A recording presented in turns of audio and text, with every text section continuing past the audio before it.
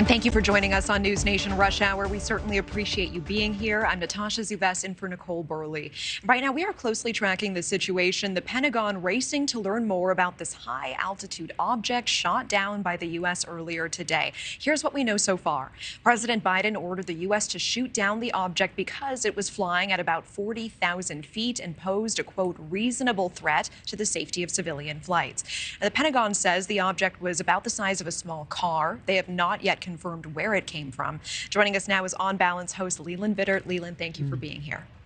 Have we ever seen anything like this in terms of back-to-back flying objects in the sky being shot down by the U.S.? Well, we've never been told about them. Whether or not they happen or not, we don't know. But the Pentagon's logic and the president's, when you kind of parse the words, really brings you a lot more questions than it does answers. If this was at 65,000 feet, like the original Chinese spy balloon, would we have not shot it down? If shooting objects down is bad because it poses a threat to people on the ground or moose, why didn't they just cordon off the area? And as the area is cordoned off to commercial air traffic, close the airspace and say, look, everybody has a right to fly unidentified craft over American airspace, as clearly the Chinese learned last week. So we're going to let this one go through and provide it a safe corridor. What's changed between last week and this week is political pressure.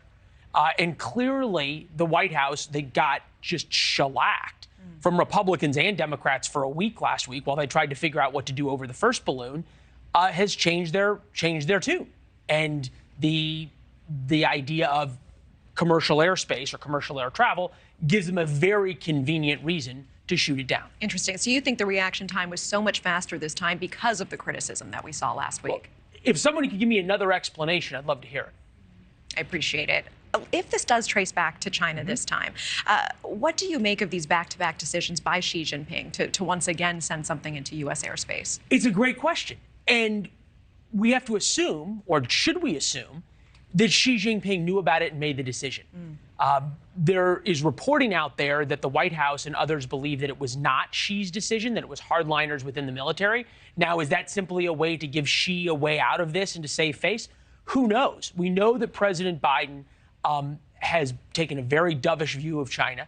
We know that he has worked very hard to try to bring some kind of rapprochement or détente.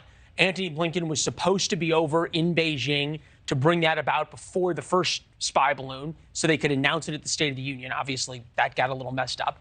So there's a number of possible explanations, none of which really all look that great for President Biden through all this. But it goes to the next level. And you asked the first thing at the top, has this ever happened before, back-to-back incursions into our airspace? Start now 12 days ago when this all began with the first balloon.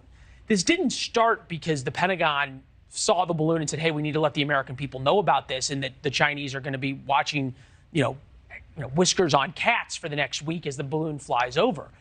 It started because a couple of amateur photographers took pictures of it on Twitter. It was so and that visible. Forced the Biden administration's hand. So would we have known about either one without those pictures? Who knows? Good questions. Leland Vittert, always appreciate it, and we'll see you soon.